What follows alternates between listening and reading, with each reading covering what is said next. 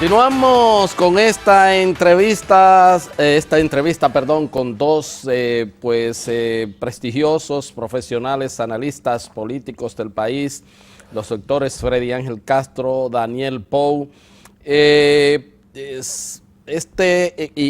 Comienzo con Daniel, porque he visto entonces ya en las últimas semanas que el discurso y la agresividad, sobre todo de la oposición, y en esto se han logrado pues la atomización que ustedes plantean, que no se concertó para posible, y sobre todo lo que dice Freddy Ángel, para candidaturas congresuales, municipales, que ahí con cualquier cantidad de votos se puede ganar unos comicios.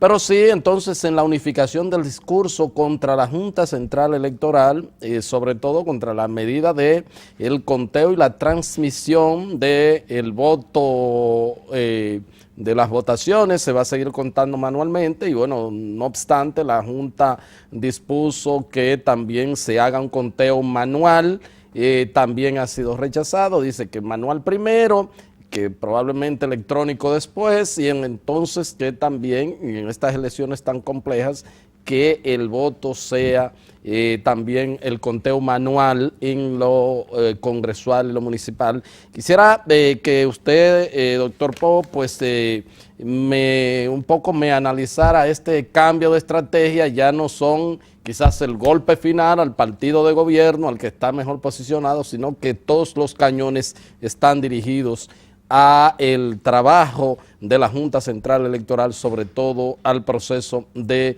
escrutinio y transmisión de las informaciones. Sí, mira, si bien hay que tener bastante claro que por una serie de condiciones técnicas, las pruebas que se hicieron con el conteo digital no dieron los resultados óptimos que se esperaban, pero que tampoco podría decirse que tergiversaban las informaciones producidas. Hay que tener bastante claro que se está jugando a una situación muy peligrosa. Dese cuenta, la oposición en ningún momento ha hablado de ganar en primera vuelta. La oposición ha consolidado un discurso de llevar el proceso electoral a una segunda vuelta. Eso de antemano es el reconocimiento de una derrota. De antemano es el reconocimiento de una derrota. Porque si observa los argumentos que utiliza la oposición de la indignación del pueblo, de rechazo, etcétera, a un régimen, bueno, que le han llamado hasta dictadura, ¿verdad?, de opresión. Que ese es un tema que también lo tengo para... bueno. Sí. Entonces, apostar a una segunda vuelta es un reconocimiento de dos cosas. Primero, de que no tuvieron la capacidad de hacer la tarea que le correspondía hacer. Y segundo, es una declaración de debilidad estructural, en tanto que conjunto de agrupaciones que persiguen un fin político. Realmente eso me llamó mucho la atención. La táctica ha venido ahora a cambiarse de la siguiente manera. Ya no es el tema de que aspiramos a una segunda vuelta. Ahora es que el mecanismo electoral no tiene la transparencia y hay que deslegitimizarlo. Eso es realmente el augurio de que en cualquier momento esa misma oposición, ya sea que cuenten los votos manualmente, que lleven cada voto a la televisión para presentárselo al país por completo, puede terminar intentando desconocer el resultado electoral, lo cual es una aventura política que le puede salir muy caro al país, pero también a los grupos políticos que se están prestando a eso. Esa descalificación de la Junta Central Electoral, donde los mismos partidos que hoy en día desconocen el conteo electrónico, aprobaron el conteo electrónico. conocían los detalles técnicos sobre qué tipo de equipo se iba a utilizar, los software, las garantías que tenían. Es cierto que ha habido falla en la transmisión, pero el hecho que haya falla en la transmisión no descalifica el conteo. Lo que pasa está que un acta puede llegar media hora antes o puede llegar media hora después, pero el acta llega. Y es más expedito el sistema que tener que traer un acta de la cordillera en vehículo que transmitirla por la vía electrónica. Entonces, eso definitivamente pone en entredicho incluso la ecuanimidad y ponen en entredicho la interés de quienes están dirigiendo esos grupos de oposición que hoy en día intentan descalificar a la Junta. Creo que en la Junta hay mecanismos de control, transparencia, en la que están presentes los propios actores políticos del sistema, de todos los partidos, con delegado político, delegado técnico. Se han llegado a plantear ridiculeces de desarmar todo y cada uno de los escáneres, como si el problema de cualquier posible fraude estuviera en lo que es el hardware, en la parte material del equipo. Todo el mundo sabe que los fraudes se hacen en los software, y los software pues son sistemas operativos que transmiten información, por Dios. Pero entonces, con todas esas improntas que se han presentado, que ahora intentan desembocar en la deslegitimización del proceso electoral, yo le puedo decir, mi querido amigo, que ya yo tengo hasta dudas de si el día 15 de mayo en República Dominicana esa oposición va a acudir y va a participar en las elecciones. Hasta ahí, doctor. Tengo dudas, sí, realmente tengo dudas. Creo que hay un propósito que da señales, hay un discurso, unos argumentos que dan señales que aquí hay personas que no quieren llegar al proceso electoral porque no son capaces de asimilar la derrota que le van a proferir. ¿Cómo no? Doctor, usted es tan pesimista, se podría decir así, que se llegue a esos extremos, que de esta aprensión que tiene el doctor Pou. Bueno, ahí es probable que desde el punto de vista de las elecciones tal vez no sea una posición abierta que se manifieste. Pero yo quisiera tomar el tema un poco por donde lo inició Daniel, diciendo primero que yo entiendo que desde el punto de vista de lo que fue una táctica política de la oposición, que comenzaron a levantar un discurso de segunda vuelta en marzo, cuando las encuestas lo venían empujando, entonces cambian, como decimos en el argot popular, cambian el chucho, cambian la vía y plantean entonces un discurso de segunda vuelta. Yo creo que ahí eso en el tramo de la campaña fue un error fatal.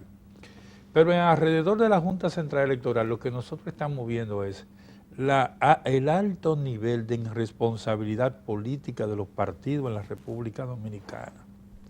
¿Cómo es posible que se apruebe un proceso electoral sobre la base de transmisión electrónica y conteo electrónico y que posteriormente, a menos de 30 días, se esté cuestionando ese proceso?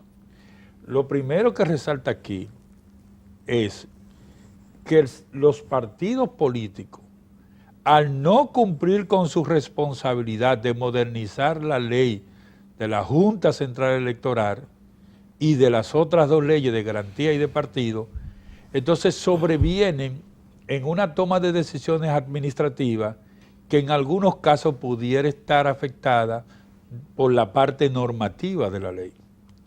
¿Por qué? Porque la Junta Central Electoral, como órgano de la administración, se debe al principio de legalidad. Todos sus actos deben estar conforme a la legalidad en materia de la norma. Ahora, ¿por qué hablamos de esa irresponsabilidad? Porque si esos escáneres estaban aquí para llegar en octubre y no llegaron, lo que debió hacerse entonces fue formular reservas sobre lo mismo en enero y no en abril, diciendo, bueno, que la Junta Central Electoral revisara la medida en virtud de que los equipos no estaban aquí. Ahora, descantarse por, primero, plantear que todo lo que fue el acuerdo se desmonte y volvamos a un conteo manual en los 16,000 colegios, pienso que es una medida peregrina. ¿Por qué? Porque en el actual proceso, en el nivel en que estamos, simplemente no se está hablando de que este proceso electoral es un proceso electrónico totalmente. No es electrónico totalmente. La fase de la transmisión de datos es lo que se hace electrónicamente. Claro. Y las boletas que quedan en el colegio son capaces de ser impugnables, por ejemplo, para los otros niveles, en las juntas municipales o en el propio colegio. ¿Por qué? Porque hay una normativa que no se le ha hecho mucho caso, pero está presente, y fue que el Tribunal Superior Electoral dictó un reglamento sumamente amplio, y ese reglamento dice que si yo voy al colegio electoral y yo entiendo que a mí se me negó mi voto o se me trastocó mi voluntad, yo como ciudadano tengo el derecho de elevar ante ese colegio electoral un recurso de amparo. Y ese colegio está obligado a decidir sobre ese recurso de amparo. Esas son de las pocas cosas que no se manejan. Ahora, yo creo que, como establece Daniel, a mí me luce que hay una idea de ilegitimizar el proceso electoral, porque ya hay candidatos que han dicho que van a impugnar hasta 10,000 colegios.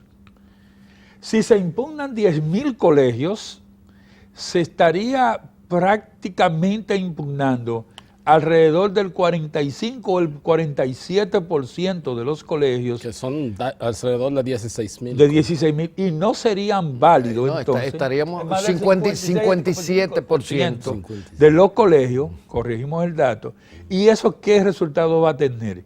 Que hasta que esa decisión no se falle en el Tribunal Superior Electoral, los resultados a ningún nivel son válidos. ¿Por qué? Porque hay que esperar el resultado de las impugnaciones. Y aparte de eso, tardaría meses reconocer, o sea, que el Tribunal Superior Electoral reconozca todos los acontecimientos que hayan sucedido en cada uno de esos colegios para entonces poder emitir una decisión. Exacto. Estamos hablando eso sería caotizar. No, eso es ilegitimar, crear un proceso de ilegitimidad de las elecciones. Pero por eso, y escúchame que te interrumpa, por eso que yo digo que a veces tengo dudas muy arraigadas, y ayer lo conversaba con una amiga tuya, colega, de realmente si aquí la oposición va a tomar la decisión de retirarse del proceso electoral, o con esa decisión que que no la conocía, si me la acaba de comunicar un periodista antes de entrar de impugnar 10,000 colegios electorales, es prácticamente desconocer todo el proceso. Así es. Sí, adelante. Sí, no, decía que entonces en esa fase, yo creo que primero, mira, estimando que voten 4 millones en este proceso electoral, cuando se cuenten los votos presidenciales y se haga la autoverificación manual de esos votos presidenciales, el sistema ahí mismo te arroja a nivel de muestra la legitimidad, la certeza del proceso. Y es como yo establezco, o sea, esta decisión de la Junta Central Electoral no elimina el recurso de revisión ante la Junta Municipal en aquellos lugares, sitios y casos que se estime conveniente, porque cuando el resultado sea sumamente cerrado, que se esté definiendo una candidatura por 30, 40 o 50 votos, ahí hay que recontar, pero no son escenarios donde tú estás perdiendo por 10,000, por 15,000 votos. Claro. El argumento de la oposición para atacar el conteo y transmisión, de hecho he visto también analistas, sobre todo periodistas, escribir es que violenta la norma electoral. ¿Hay una violación en ese sentido, doctor Pou? No, para nada. Es más, la forma de conteo no está establecida en la propia ley. ¿Cómo no? Doctor. Aquí hay un problema y en la ausencia de lo que yo decía, en la ausencia de la norma, entonces la Junta tendría que volver, de nuevo repito, al principio de legalidad. Entonces, ¿qué es lo que se ha hecho tradicionalmente? Esto sería entonces el uso y costumbre en términos electorales, claro. Porque el derecho electoral es un derecho que tiene sus propias normativas. ¿Cuál ha sido el uso y costumbre? Bueno, que los votos se cuenten en el colegio, claro. Se levanta acta y se impugna en el colegio. Es decir, cuando habemos 100 electores o 100 concurrentes en ese colegio, yo tengo la posibilidad de ver cuánto sacó cada cual. Sin embargo, en ese momento, la ley electoral y el reglamento electoral del Tribunal Superior Electoral me permite a mí, si no estoy de acuerdo con el colegio, hacer la debida impugnación. Por lo tanto, apegándonos a esa parte del 126 y lo que es también la parte histórica de la costumbre, o sea, el voto debe contarse en el colegio. Pero escúchame, ahora, desde el momento en que tú lo metes en un escáner que está ahí en el colegio y que arroja los resultados, el voto está siendo contado en el colegio. En el colegio. Ahora, lo que no está siendo contado es por la manual. Porque, por la cuestión señores, manual. De hecho, para pasar cada boleta por el escáner hay que mostrársela a los miembros del colegio. Sí, así es. Y cada uno toma nota porque ahí se ve por quién está marcado. Claro, y ellos toman nota de si el voto le pertenece y cuánto ha sacado. Señores, el escáner no es más que como esa máquina que tiene los bancos que meten los tochos de papeleta y te lo cuentan. Y después el cajero vuelve y lo coge y lo ratifica. Eso era eso, señores, era eso. No había que agobiarse la vida. Pero el problema es que como no está, o sea, como hay un vacío, por eso yo empiezo diciendo que los principales responsables del problema, Daniel, fueron los partidos políticos, claro.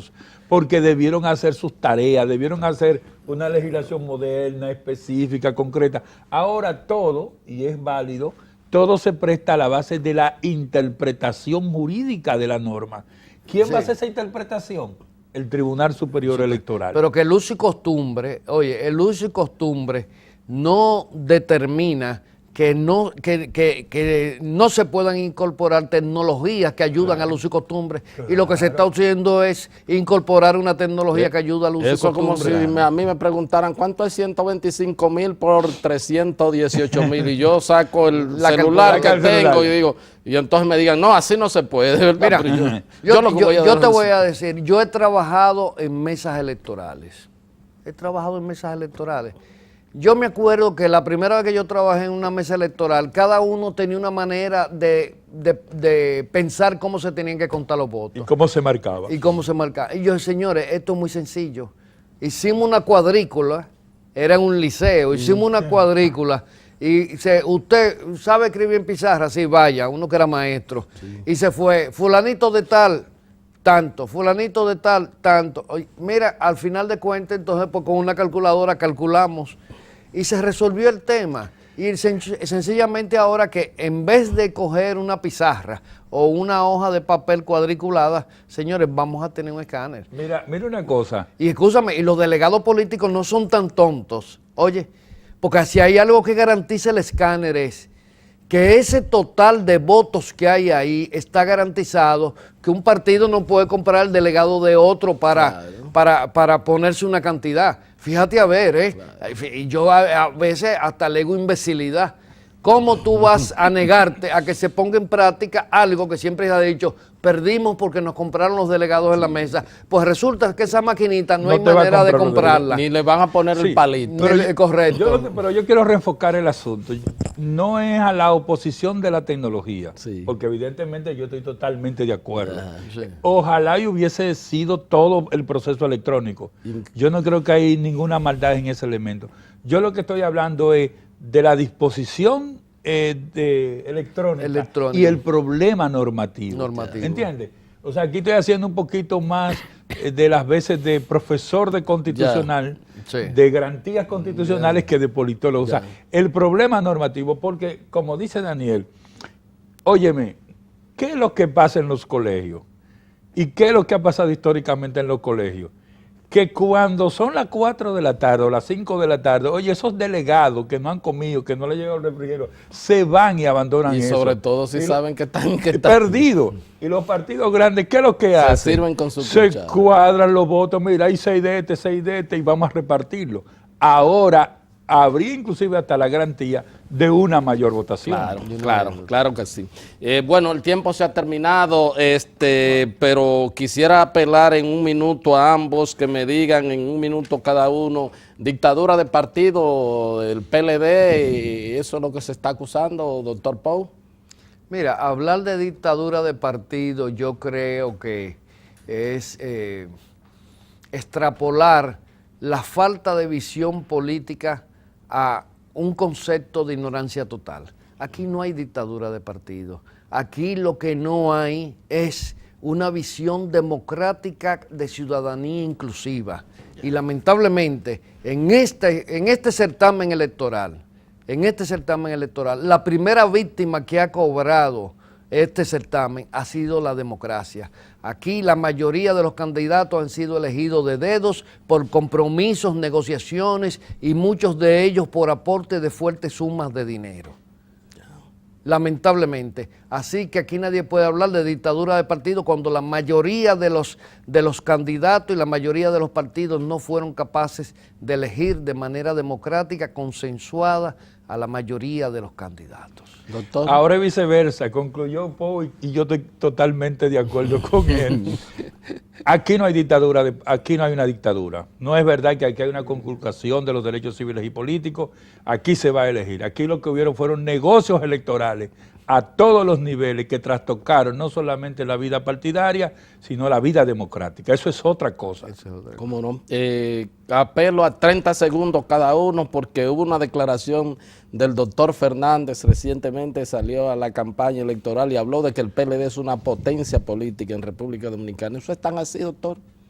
Bueno, el PLD ha demostrado ser una gran maquinaria política para los procesos electorales. El único problema que tiene el PLD como partido político y que va a tener que poner como elemento prioritario en su agenda a partir de estas elecciones del 2016 es solucionar y definirse los problemas internos y los problemas políticos estratégicos, porque por lo visto el PLD está ahora mismo afectado de una fisura profunda que, aunque ha sido maquillada con todo este alborozo de victoria electoral, al cabo de los meses hará que ese partido sufra fuertes estremecimientos internos. Doctor. No, el PLD obviamente lo que tiene es que abocarse a realizar los 15 ejes estratégicos del Congreso que ellos se dieron. Si el PLD no regresa al funcionamiento de sus organismos y a la vida partidaria en términos de lo que es un partido moderno, tienen elementos de crisis planteados. O sea, no hay en este momento en el PLD una unidad política. Eso es falso. Hay una unidad táctica electoral. Y es una potencia política. Estará por verse en estos procesos. El hecho de que de alguna manera garantice ganar las elecciones no necesariamente pueda esto reflejar que en los próximos 4 años partido y gobierno marcharían juntos. ¿Cómo no? Yo espero que algunas cosas, ¿verdad? Y espero el país que algunas cosas que hemos tenido y que se han planteado aquí, sobre todo de delegitimar el proceso, de legitimizarlo, entonces esas cosas no se produzcan, porque voy a apelar nuevamente a ustedes después que pase el torneo electoral para que analicemos entonces los resultados y ahí pues analicemos también en perspectivas lo que le espera y las urgencias del sistema de partidos políticos y de la democracia y qué va a pasar de cara al 2020. Así es que el compromiso está hecho, por favor, espero que me puedan complacer una vez más y de corazón le agradezco su participación. Muchas gracias a usted. ¿Cómo no? Gracias a todos ustedes por haber estado con nosotros y será pues hasta otra entrega de su programa de Agenda. Hasta entonces.